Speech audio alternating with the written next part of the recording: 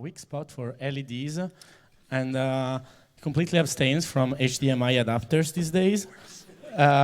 He wanted to share with us the experience of attempting to build delivery robots in the past 2.5 years in the Bay Area. And so, yeah, let's give him a big welcome.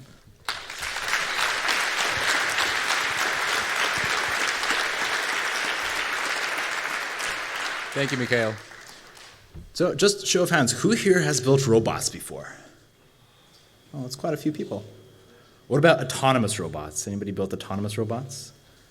Oh, still quite a few people. Well, today I'm going to be sharing with you the story of how not to build autonomous robots. Over the course of the past 2.5 years, together with my team, we built the world's largest robotic delivery infrastructure. We went from a concept sketch to a commercially viable service running in 3 cities. We've had lots of successes and 1 or 2 failures. So over the course of the next 45 minutes, I'm going to be sharing with you a couple of different stories. First of all, I'm going to briefly introduce myself. Then I'm going to share the story of how we built robots, the different prototypes we had, the different iterations that we tried. I'm going to jump on manufacturing. We actually went to China and scaled up our manufacturing, our production line. So I'm going to share with you the story of how we did that. And finally, I'm going to talk about AI and all the magic that is artificial intelligence. So we'll be able to see how we were able to crack that puzzle. So without further ado, let's do the introduction. So this is me, right here. I like to build things. I built my first website when I was 11, and I built my first business when I was 13. It was an iPhone repair business that I was running out of my bedroom. I've been really, really passionate about building things, and over the course of many years, I built a couple of different startups. One of them was a food delivery platform. We ended up running 3 different cities and doing hundreds of deliveries a day by the time I was 19. So I got to experience startups pretty early on. I've been really enjoying that time. After this food delivery startup failed, I went to some cryptocurrency startups and then went to work for big corporations. And that was actually very boring. That's why I adorned my office with some supplementary graphics. After a while, I got a little bit bored of this corporate life. It wasn't really for me. So I decided to get a one-way ticket to San Francisco. So I ended up in San Francisco, staying on a friend's couch, not really knowing anybody.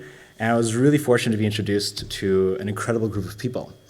And over the course of about 2.5 years, we started to take a concept, a sketch that we had, and we built up a robot. At first, it was something that barely even worked, but then we gradually got to something that worked a little bit better and better and better. After a while, we actually managed to build a whole fleet of robots. I think at the peak, we had 150 robots. So it was a really, really cool experience. And during that time, I got to meet the Lieutenant Governor of California, got to figure out how to do manufacturing in China, and most importantly, work with an incredible team, who had a lot of fun with building these robots. So yeah, that's a little bit about me and what we were building. And maybe now we can jump into how not to build robots. So this is our very first robot. This is a really small prototype we built. It was basically a shopping basket on wheels. There's a RC car there below. There's a shopping basket, and there's Arduino Raspberry Pi. It can barely work, honestly. It was really, really hacky. And what ended up happening is that most of the time we just dropped off the robot in front of the customer. It's like literally just like dropped it in front of their door just to see if they would like order food with robots. The answer was overwhelmingly yes, so we decided to spend some more time building out technology. There's a small, I don't know if you can see it here. Yeah, there you go. There's like a small orange holder. That's actually a phone holder. So our very first prototype, it had a phone sitting on top of it, doing a video call so that somebody can remotely control it from Colombia. So we really started off small, really humble, just to see if it would work. And that's something we do a lot of, just being really resourceful in terms of trying out things. After about a year of this, we moved on to something that looks a little bit more like this. So we started playing around with the shape. We started playing around with the design. We noticed that people responded really positively to faces and to like things that looked like people. So we actually built in a face. So we took this little animation that we built and we put it onto the robot. And this is actually really, really positive. We had a lot of good responses from the community, a lot of great feedback. And what we've seen is that people really love to have robots that are kind of friendly. There was another company that deployed robots that looked like vending machines or almost like tanks in San Francisco. and they got banned really, really quickly. So we decided that we would do our best to make sure our robots were as friendly as possible instead of threatening and scary. So that was a very important part of it. After another year, we ended up scaling up our production, and we went to China to manufacture robots. And here, this is what we ended up doing. It's actually a really cool robot. We built it entirely from scratch. We built our own chassis, our own cabin, our own compute module, vision system, just about everything. So it was a really cool experience. That was me.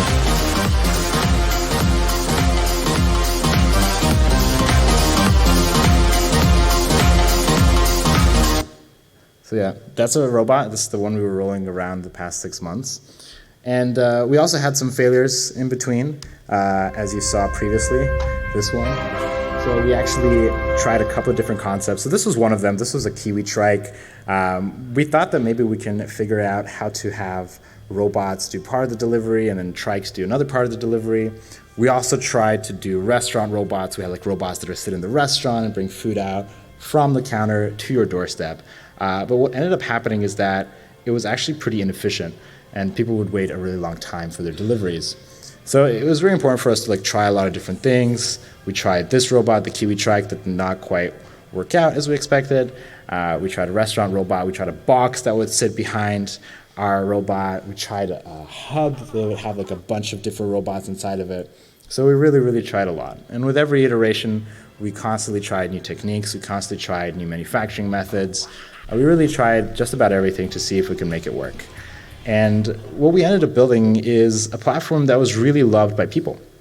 We built a platform that students adored. It was our primary demographic we were delivering to college campuses, and students really loved our product. We actually had people dressed up as Halloween costumes. We had entire classes go for Halloween in like KiwiBot costumes. So it was really, really cool stuff. Had a lot of great support, a lot of trust from the community as well. And that's like coming back to the design, that aspect of having a friendly robot that meshes seamlessly within the fabric of a community is like super, super important. We've seen other robots around, and they were maybe not as friendly. Maybe they looked a little scary. Maybe they had something that was a bit off or maybe a little too industrial. But having like a friendly robot that could become a meme, that was something truly revolutionary, something that really changed the landscape. And as a matter of fact, like these KiwiBots are the only robots that are deployed somewhere in the world where they coexist day to day with a community, with people. Like you have some limited deployments of robots here and there. Maybe you have a Roomba at home or something like that, but you don't have any large-scale deployment where you have robots and people living in the same city all the time. So, of course, it took us a while to figure out what to do and how to do it. At first, one of our models was to have robots deliver the entire meal, like go from the restaurant all the way to the customer, and we would have a robot do that delivery. Turns out it was pretty inefficient. People would wait like 60 minutes, 90 minutes for their delivery. And we realized that maybe automating all of that was not the most efficient approach. So what we instead did is a multi-model approach where we had people and robots. This is actually a really cool visualization that my team came up with. The blue lines are robots. So these are robots roaming around our Berkeley coverage area. And then the yellow lines are people. So how this would work is that people would go to restaurants, they'd pick up the food, and they'd take it to a cluster. So they take it to a cluster where you had a bunch of robots, they load it into the robot, and then the robot would actually do the last few hundred meters to your doorstep. And because we were able to do this, we were able to go and build a platform that handled hundreds of orders a day with very, very few people. I mean, labor costs are really high for delivery. You'd be paying somewhere between $5 and $13 to get a meal delivered in the US. And as a student, that's like super expensive. It's not something that you can afford to do every day. And also there is a pretty big shortage of people who want to do this job in the first place. The churn is really high. People are leaving all the time because they don't like to like sit in a car all day and just deliver food. So that's why we have this parallel, like this multi-model approach where the people are like biking around, they're enjoying their time outside, and the robots are actually doing all the boring stuff, like the waiting. So the robot would go up to your doorstep and it would wait for you to put on your pants, your shoes, and to actually walk outside. So that way we were able to change the dynamic. We were able to change our efficiency from like 1 or 2 deliveries an hour, as you would have with like a traditional delivery service, to as much as 15 deliveries an hour per person. So it made the delivery far more affordable, and we were able to offer delivery at just $1 a delivery, which is a cost that changes completely the way people approach delivery. And in fact, if we look at our top 20% of users, they were ordering over 14 times a week. So they were very, very happy that they could get whatever they wanted very quickly. Of course, not everybody was super happy, so we did have some people that didn't fully appreciate the magic that is the KiwiBot. So we did have one person try to steal it, but they didn't get away with it. We found them pretty quickly, and they hid it in the trunk. Not a very smart move. We ended up finding it with GPS and also triangulating the Wi-Fi. So this guy decided to steal it because he doesn't like robots. I don't know why, but he was clearly very passionate about that topic. And he stole it, and now he's in jail. So yeah, don't steal robots.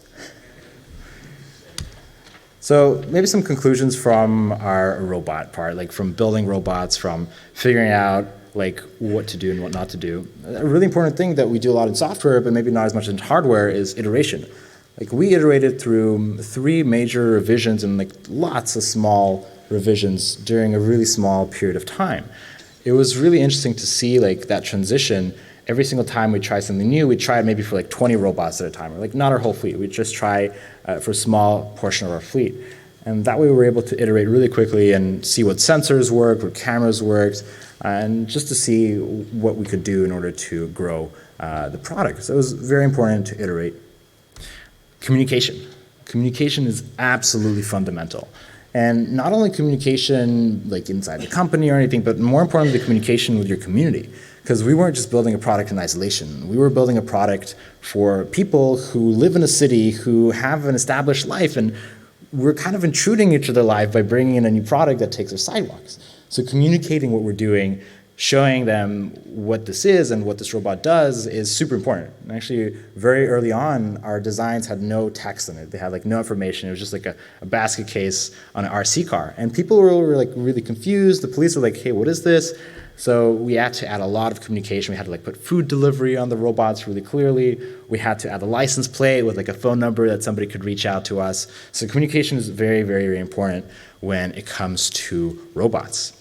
And also, scaling hardware is hard, super hard. I mean, it was crazy. When we first started, it was just Arduinos and Raspberry Pis, and that did not scale really well. Like, sure, we could have maybe 10 or 20 units at once, but then how do you handle updates? How do you handle, I don't know, just weird things that happen all the time? So it was really challenging to do this. We actually killed a bunch of SD cards. Didn't really know you could destroy SD cards, but you can.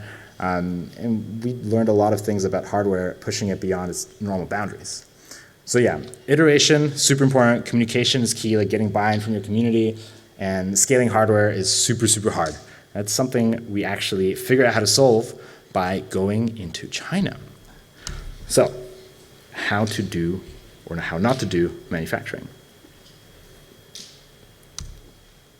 So, as every China story goes, I hopped on a plane, and I ended up in China. And it's really interesting to see, because like you have this perception of China from the media, you have this idea of what it would look like, but the reality is it doesn't look anything like what you would expect. It was a completely different world. It was at the same time Blade Runner and like the most modern city in the world. And it was truly an awesome experience. I highly recommend anybody who has the opportunity to go in and explore the world. But of course, the culture is a little bit different. We were surprised to see some things happening there. It was a weird dichotomy between communism and consumerism. So it's kind of interesting to see that sometimes.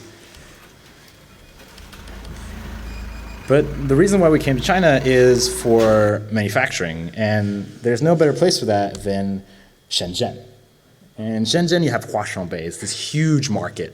It's a market that spans several city blocks, and you can actually find anything and everything you want. We were able to get components super quickly, super easily, and you can spend days just walking through a single building finding different things. there were entire city blocks dedicated to like just LEDs or just connectors or just processors. It was absolutely crazy. You could really, really, really get lost inside of these mazes. And what was really incredible to see, and something I've never seen anywhere else in the world, is just how easy it is to get hardware, to get things, to get parts. It was super easy to just go in and get something, and you could get it at 1 piece, 2 pieces, or 1,000 pieces, like instantly. And if you're anywhere else in the world, that's super hard to do. So just by this virtue, you're actually able to prototype things, you're able to build things incredibly fast. You're able to go in, you're able to commission a PCB and get all the parts almost instantly, which is not something you see anywhere else in the world. And also a lot of the manufacturers have their booths here, so these would be direct booths from the manufacturer, so you can just like go up to them, start talking to them, and ask like, hey, can you make this product this specific way? Can you do it how I want it? And they'll be like, sure, why not? And they'll do it for you. So it was really, really valuable to just learn from these people, from the vendors here, from the manufacturers, about like how to build things. And it was actually really surprising to see everything they have in stock. 2 years ago, we built an art installation here that covered a tunnel with LEDs. We covered one of the tunnels at 34C3 with LEDs. And we used this tiny, tiny chip. It was a $5 ESP8266 chip that basically was able to control all your LEDs. And over the course of 5 years, up to that point, I spent a lot of time figuring out how to build it myself. I played with Raspberry Pis, I played with PCA controllers over serial, and like I finally managed to get a prototype to work, but it was super clunky, it was super expensive, and it wasn't very reliable. And then I go to China, and I find that it's available there in much better quality, much cheaper, and much faster. So it was a really, really interesting shift in perspective. It's something you can't appreciate when you're abroad. Even if you're browsing like eBay or AliExpress, it's kind of hard to appreciate just how much selection you have and how you can find just about any tool, anything you need to find. So it's really, really incredible. But these markets are cool, but what was even cooler are the factories. And during our course in China, we were able to visit a lot of factories. All these factories, they were super, super welcoming. They always loved having you over. They invited you to really, really luxurious dinners where you had way too much food. And it was a feast and celebration every time.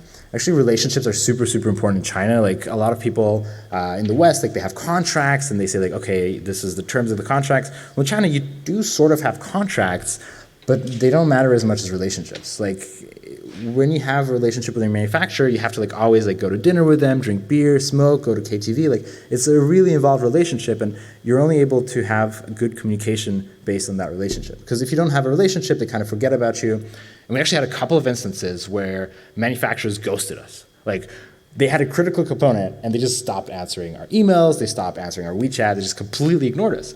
And for some pieces, they were completely irreplaceable. Like we could not just go out and find another factory to produce a specific part the way we want it.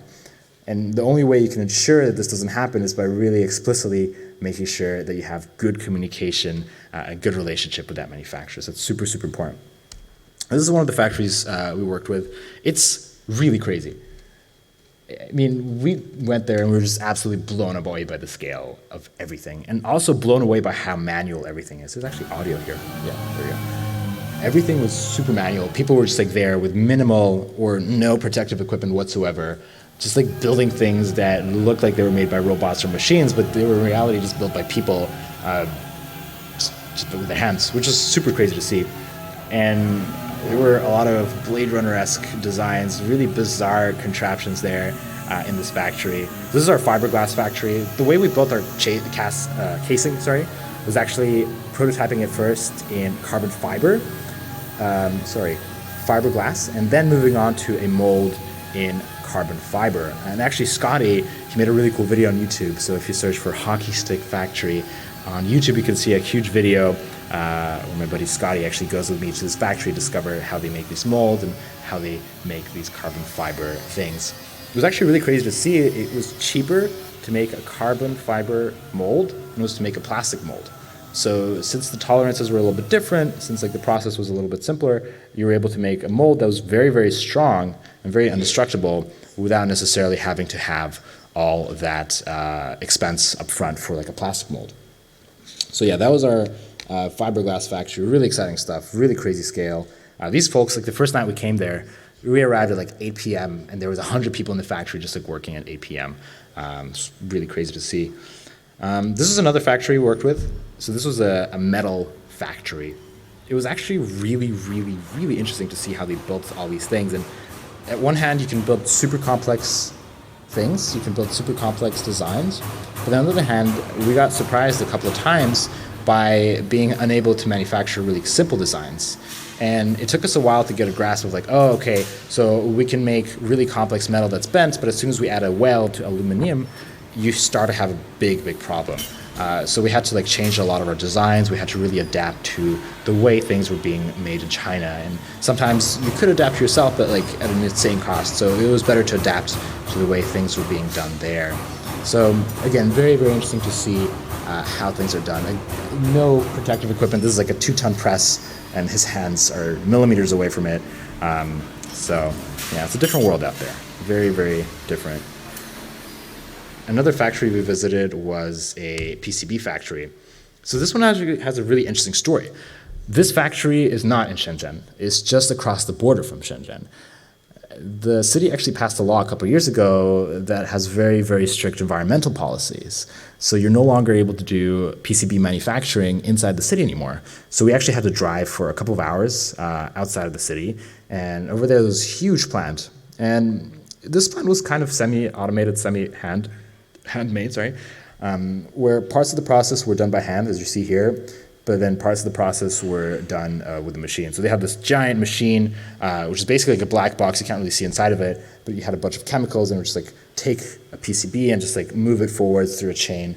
So it's really interesting to see. And this factory also had a really quick turnaround. They had a 3-hour turnaround if you paid a premium, and like standard was 24 hours.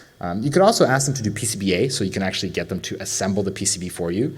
And we ended up doing that for some of our PCBs.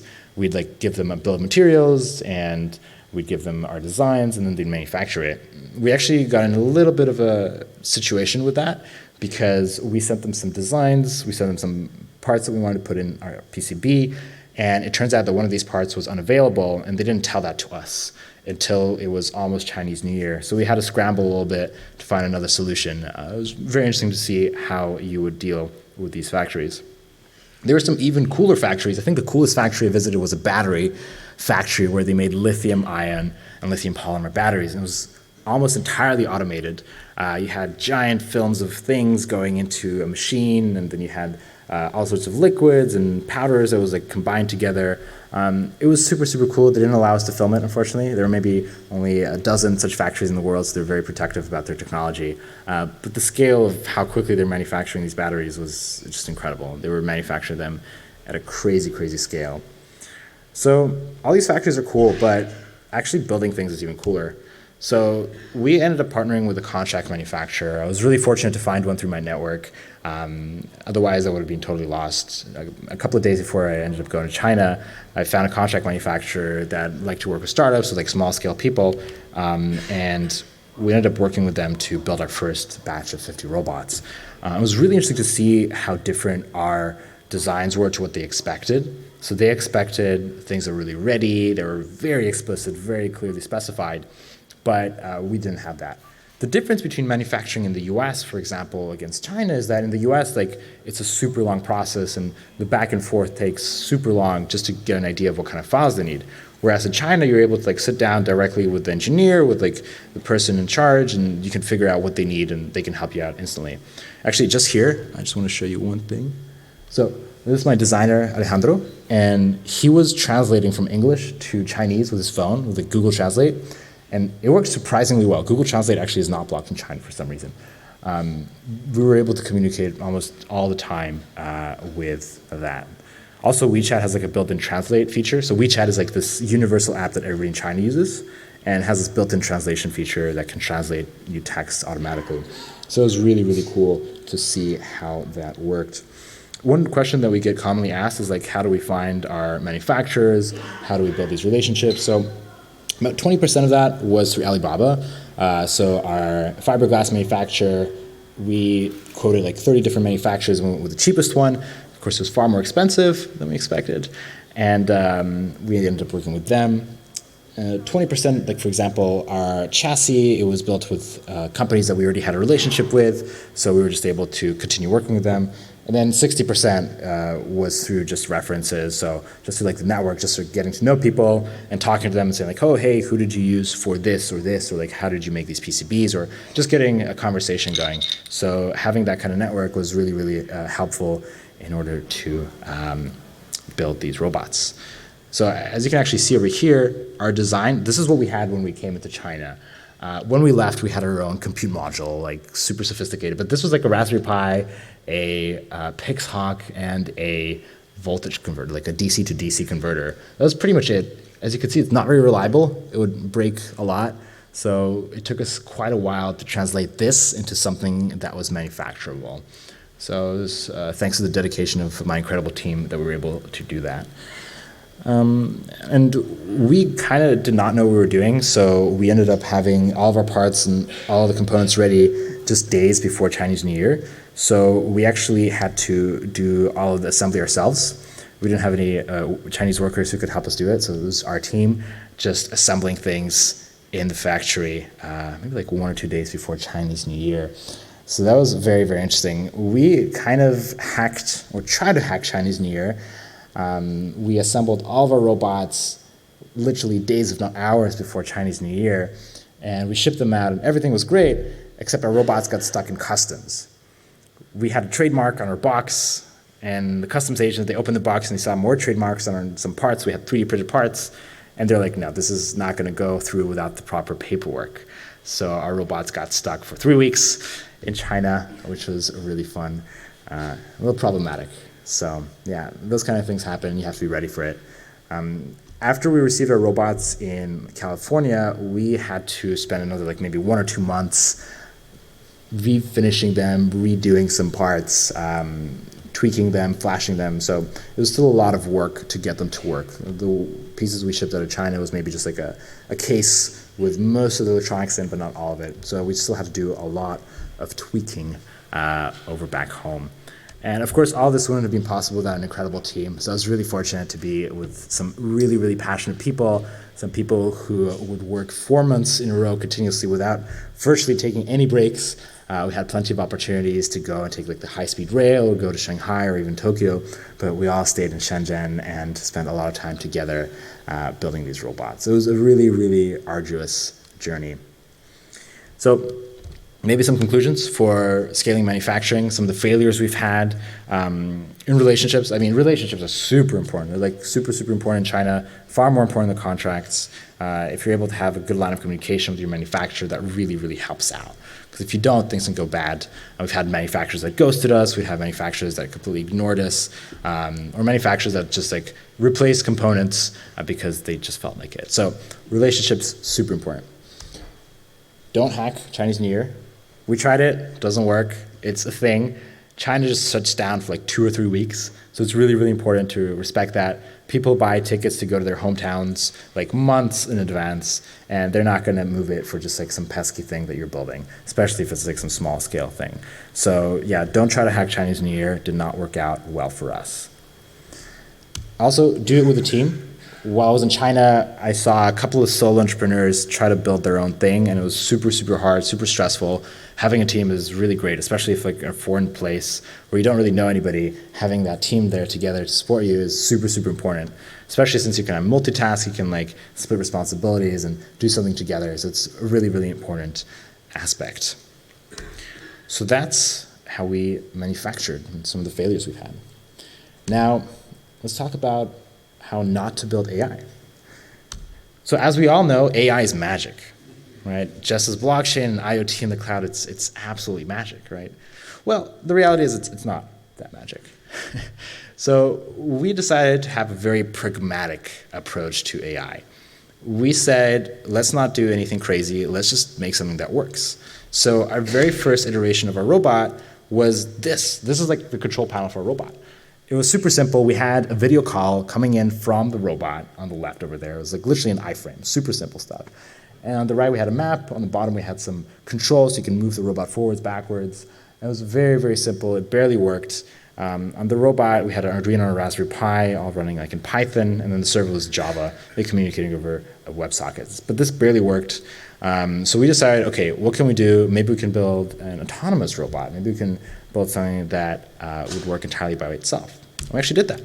So we built a robot that could go entirely by itself. It was fully autonomous. And it was actually really cool. The way we built it is we had a pretty beefy computer inside. We had an NVIDIA Jetson TX2.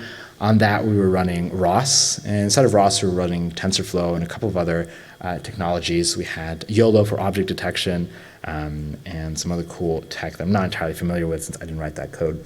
But over here, what the robot did is it looked at objects, so it was detecting objects. It was also measuring the distance to the objects. And it also had an inference neural network, and you can see that on the top left of the screen here. Basically, based on trained data, it would know where not to drive into, and it would try to plot a path based on 12 different directions it could go into. So it had 12 directions, and it would go in the direction which had the highest probability of not colliding with somebody or something. And this worked okay. We were able to get like 99% autonomy. But the problem is, like, since we're doing a commercially viable delivery service that's like offering deliveries to regular people and it's not doing something in the lab, we really had to do something that worked all the time. And the challenge with this is we still needed to have people in the loop. We still had to have people who looked at the robot to make sure it would actually not crash. And what happens if you have something that's fully autonomous and people assume it works well? When it doesn't work well, instead of looking at the screen and being ready to take over, they're just looking at their phone and Instagram. So this approach wasn't the best one, and instead we decided to use a supervision approach. So we spent a lot of time building this. So this is our supervisor's console, and it's actually a really, really cool platform. It's a platform that allows you to connect to a robot, and the robot streams to you video over WebRTC, over like the 4G network, and you're able to control it over WebSockets. So the way it would work is you would have a supervisor that just sets waypoints for the robot to follow. So the supervisor would just like click on the image, and he or she would tell the robot to like move, 10 meters at a time. So typically they'd set waypoints every 5 to 10 seconds. It was a very interesting approach. We tried a couple of different approaches. We tried to do SLAM. That really did not work out for us. It took too much resources, and it didn't give us a significant gain. We tried other things as well. We tried traffic light detection. So we tried traffic light detection. There are some amazing models available online, some great GitHub repos. The problem is, yes, they do work on a very clean data set, but when you actually have data, when you actually have a real life scenario where you have like glare, you have rain, you have weird situations, you have homeless people, like it doesn't really translate that well in the real world. So we kind of struggled with that. Instead, we actually had a more middle ground approach. So we are able to detect traffic lights really well, but we're not able to detect the color really well, or which kind of signal it's giving. So instead of what we do over here, this automatically zooms in to a traffic light, so it's very easy to see. This video actually that you're seeing is transmitted over very low frame rate, very low bit rate as well. Like I think we were doing 480p at 100 kilobits a second, so it's very, very low bit rate. And when the robot isn't moving, we actually make it go black and white and even lower frame rate so that it doesn't waste resources. So yeah, it's pretty cool stuff. Over here on the top left, we actually have our latencies. So we managed to build the infrastructure that allowed us to supervise these robots from Colombia for like 200 milliseconds, in less than 200 milliseconds. So it's like a blink of an eye. It was a really, really cool technology. It worked over 4G, and we did a lot to optimize that. We had also a map over here. So this map is really, really cool. A lot of people ask us like, hey, did you do mapping? Did you map out your environment? Did you need to have something there before you came into a new place? And well, the answer is no. But what we do instead is we actually map out the network conditions. So we would map out the network conditions of a city, and we would say, okay, these areas like over here, this is like high latency, we should avoid those areas because the robot could get stuck there. And it was actually very interesting to see the network conditions change continuously. Like you didn't have the same network conditions every day, all year. They'd actually change every few hours. So it was something that took us a while to figure out. So of course, the way this worked is we had 2 or 3 people two or three robots per supervisor in Colombia. And we had like just a bunch of people, typically students, who just be working part-time, and they were sitting in an office in Columbia doing this. Of course, the press found out about this, and they wrote a very small bit of text in this article saying like, oh, Kiwi hires Colombians and pays them $2 an hour. And people were really frustrated about that. We had a lot of interesting feedback about that. But what was interesting to see is that this technology actually helps people in Colombia. If you're there, it's a third world country, it's a developing country. You can get a job at a factory, you can get a job at like a textile shop, you can get a job maybe at McDonald's, but there aren't that many tech jobs per se. The biggest employer in the country is a phone support company. So like when you call in to support line, you get connected to Colombia sometimes, and that's the biggest employer in the country. So in order to get like a tech job, it's really, really hard. And giving people the ability to like go and supervise robots, it's something that helped them get something on their CV. It helped them step up. It helped them learn a little bit more about the technology and help them progress in terms of their careers. Our lead AI guy, he actually started off as a supervisor, and he went up through the ranks, and then he ended up leading the AI and robotics team. So it was really interesting and really inspiring to see how that transition happened. And we managed to get our technology to work so well that we can do this.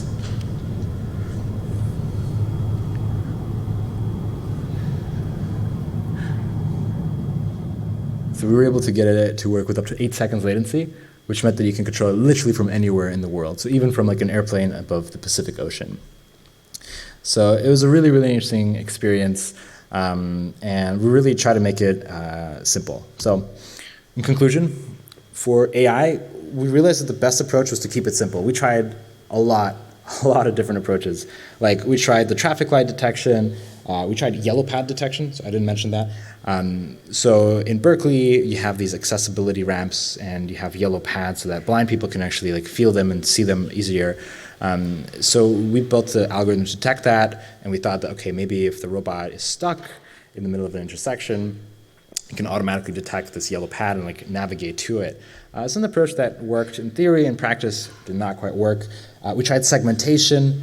So that was an approach that worked okay, but some weird things broke it. So for example, any lamp posts or bicycle posts, they would like crash the robot because it didn't see it. So yeah, keeping it simple was the best approach, really not going too crazy. And the approach we ended up going in the end was to have it more of like a driver assist type, like a parallel autonomy approach, where our robots would help people the same way that cars would help people stay in lanes or have cruise control or like with parking assistance. That's kind of the approach we're having. I think long term, it is going to be possible to build a robot that's more autonomous. There are companies like Starship that have some interesting ideas about how to solve that, but I don't think it's quite something that can be scaled to every city just yet. Another really important thing is the lab does not equal the real world. So there were many, many great examples of fantastic research papers from some great groups, and they were great with very polished, very clean data sets, but they did not work when you deployed them on 100 robots that were all different, that all had slightly different camera calibrations, that all had slightly different hardware, that all had slightly different chassis. So it did not really translate as well. So these algorithms, these lab best case scenarios really need to be modified a little bit. What else? Yeah, one thing, maybe jumping back to the keep it simple, we decided to put in a very simple safety mechanism. So the robot actually brakes if it sees something within 50 centimeters in front of it. So it's kind of like a last measure precaution. As you saw before, there's the video, like you can supervise the robot from anywhere in the world with a lot of latency. But having this 50 centimeter like hard brake actually saves us in case the robot loses connectivity or the supervisor is no longer able to supervise the robot. So it's always braking 50 centimeters away from any like collision with like a baby or a car or whatever. So the approach we really thought about is like, how can we expand human potential? There's a lot of talk about like AI taking jobs or AI like replacing people's roles, but we sort of kind of try to do that, and it didn't work. Like we tried to build robots that were fully autonomous, that went from the restaurant to your door, and that didn't work. People were waiting a really long time. These robots required an insane amount of maintenance. So we ended up going for an approach that was far more parallel autonomy where these robots were like helping people to do more. Same way the supervisors are getting these assistive technologies where they're able to just like set a waypoint to do the path planning and the robot does the motion planning on board. We also had the couriers who would just load food into the robots instead of the robots picking up food from the restaurant directly. So really expanding human potential, I think that's where it's at. And over the course of the past century, we've seen a lot of examples of this. Like we've seen operators of elevators. Like before elevators had operators who would make it go up or down, and now they're fully automated. We had switchboard operators who would like connect phone calls. Now we can make a phone call to anywhere in the world instantly for free.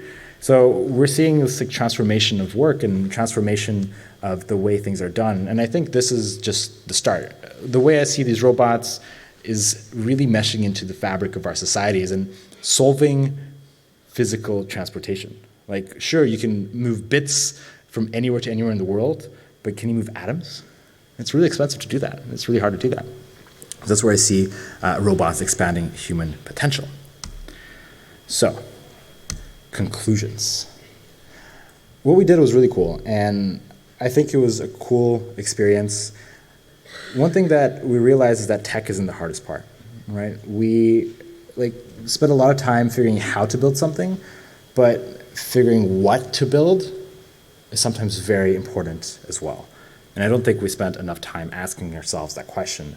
We kind of went in all sorts of directions. We didn't focus as much on making the best product possible. We kind of tried things that were really weird and not well thought out. So like having that more long-term thinking, like thinking what should we build is very important. Because like how you can just like look up a tutorial on Google and figuring out how to build a robot. It's not the end of the world. One really important thing for us was interaction. So interacting with people, figuring out how to make the door open when you actually receive your food, super hard. That's super, super challenging to do. We're actually the only robot that opens the door for you. Other companies like Starship, for example, they have a button that unlocks a solenoid. So it's like the experience is not quite there. You have to bend it down and you have to figure out if the door actually opens. So we spent a lot of time, a lot of effort in order to optimize that experience to make it as smooth as possible for people. Also, one thing we didn't figure out is financing. I'll come back to that in a second. That was really, really hard to do as well. So like tech, not the hardest. Financing, figuring out like how to manage cash flow, super important. But I think the most important thing is to work with a great team. If you're going to be spending a lot of time with people who you eat, live, and breathe with, it's really important to choose a team that you really connect with and that share the same passion as you do. Because you could be miserable making an amazing amount of money, but if you're with a really crappy team with a high turnover, it's really boring.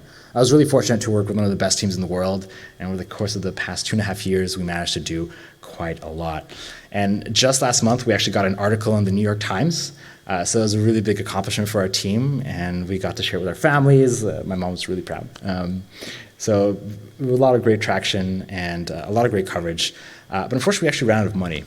So we kind of ran out of money last month, and we are no longer delivering things. So I decided to leave and start my own thing. Instead of doing robots, I decided to do data. So now I'm actually focusing more on building a tool that helps you tell stories with data. So this is Glint. This is a data storytelling tool. You're able to drag in some files, and it tells you the story of your data without you having to write any code.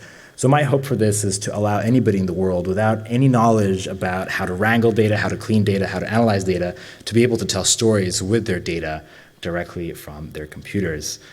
I'm imagining a tool where you can say, oh, in December there were XX visitors to Congress, or last summer we had XX sales, and it automatically fill that for you. That's kind of what I'm thinking about. If you want to join the effort, there's a GitHub. I'm more than happy to have any contributors. And if you have any questions or comments, more than happy to answer on Twitter or here in person. Thank you.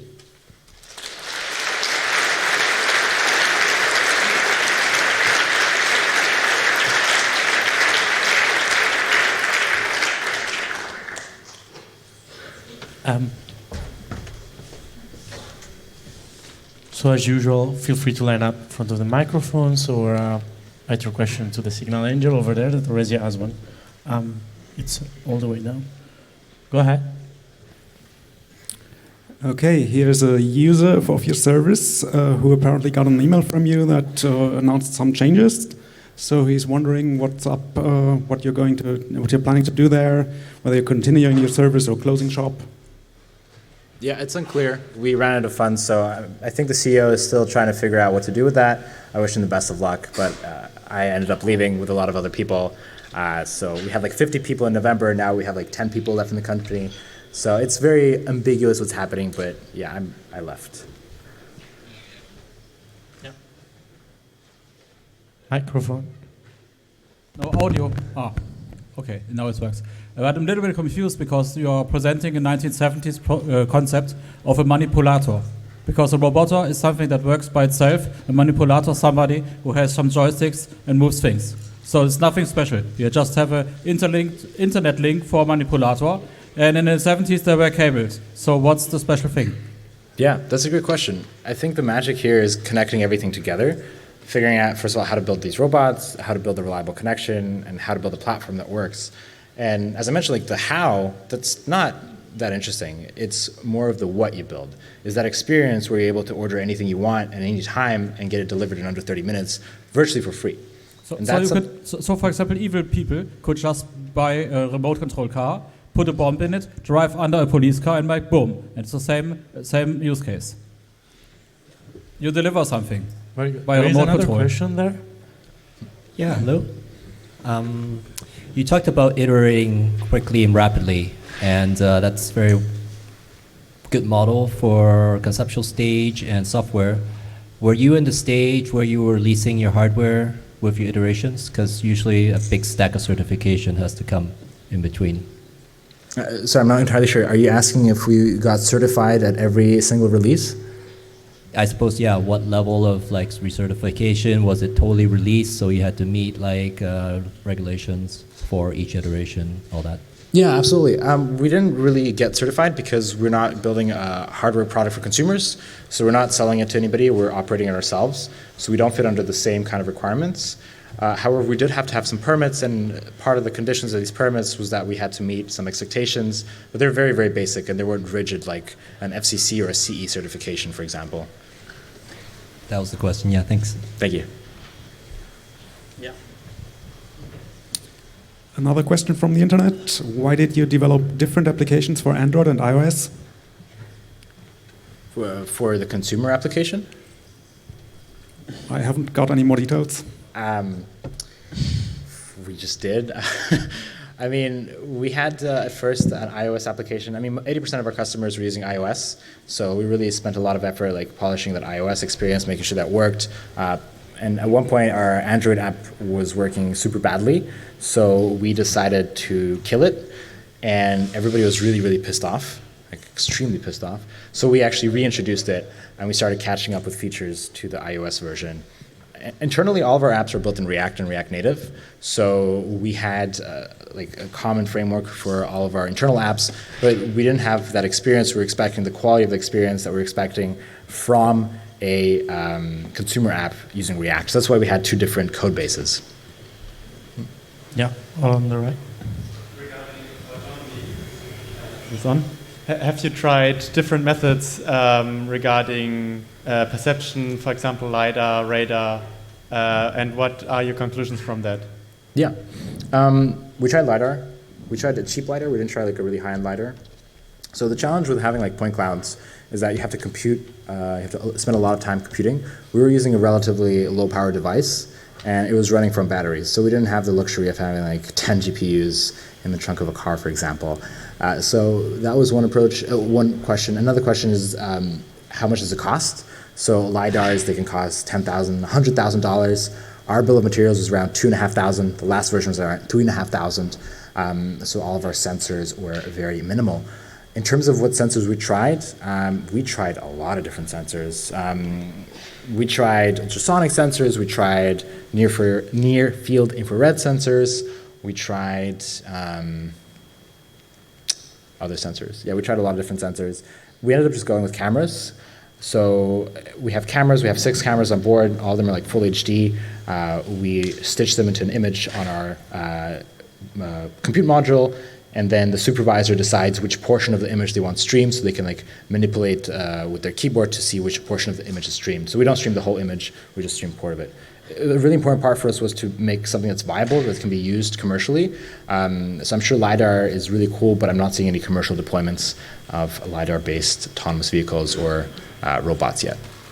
Thank you. Yeah. Yeah. You've tried out many different concepts how to do it, and you saw that your company ran out of money. Do you still believe in the business concept of robots delivering packages of food? Who knows? I think it was a great learning experience. We learned a lot. We had a great team, and I think we'll see some concept of robots. Maybe not exactly what we were building. Maybe something a little bit different.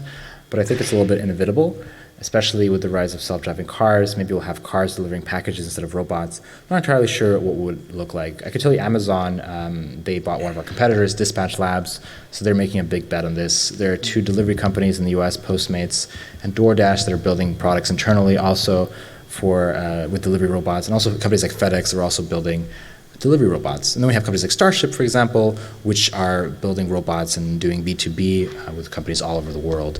So yeah, I think we'll see some form of delivery robots. I don't know if it's going to be what we had or what somebody else is going to have.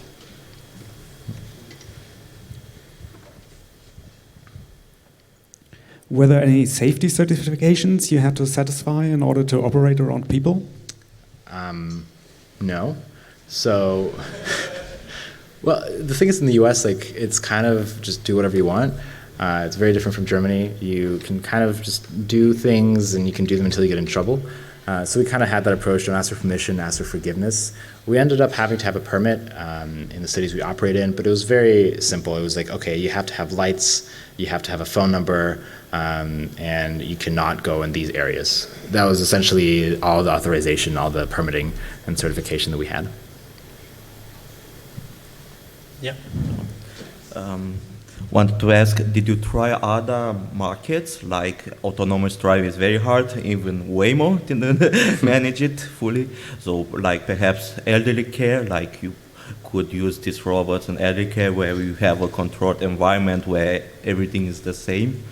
Did you search after other markets where it's less intensive? Yeah, that's a great question. Yeah, there is a lot of potential for markets like elderly care, for example, also for mail delivery, for applications inside of factories. We had a couple of different medical companies that reached out to us and like, hey, we want to move items, move packages inside of our facilities. So we did have a lot of interest. We try to keep a focus on the consumer space, like really building a consumer experience that worked out before branching out into these more B2B approaches. But yeah, elderly care could have been one of them. I think one important thing about elderly care and services like Meals on Wheels, for example, is that human contact. So I think people who are maybe not seeing as much of their family, of their relatives, they really cherish that connection they get from the people who deliver them food. So I think it's a multifaceted approach they have to have. You have a couple of different considerations with these kind of services for the elderly, for example. Thank you. What kind of personality do Chinese entrepreneurs have? I think, well, as I mentioned, like it's really important to have relationships.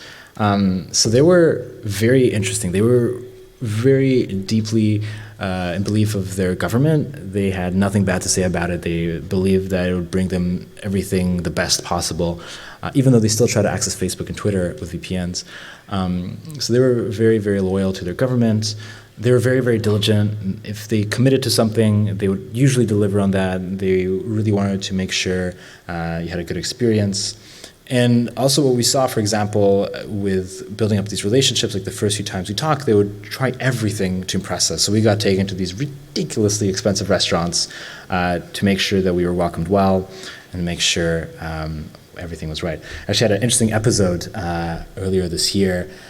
I was going to go to Burning Man, and then all of a sudden, one of my colleagues had an argument with my manufacturer about whether Hong Kong is another country or not.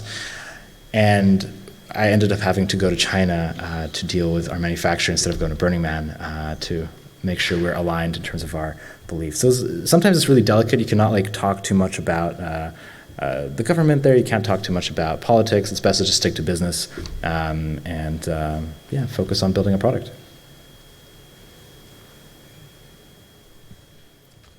I guess that was it. Thank you so Thank you. much.